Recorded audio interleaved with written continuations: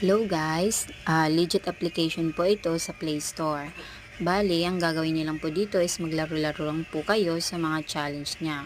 Ito po, sinubukan ko pong mag-withdraw ng kahit ₱1 lang po kung talagang legit pa siya. Ayan, na-resolve na po ang aking ₱1 na na-withdraw sa GCash.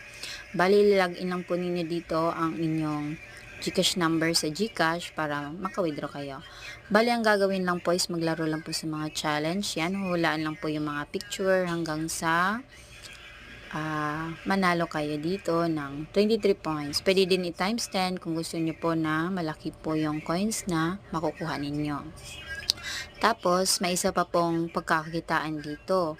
Pwede po kayo dito sa free games maglaro. Yung free games naman, mas malaki po yung makukuha niyo dito mga coins na madadagdag doon sa ating coins na para maka-withdraw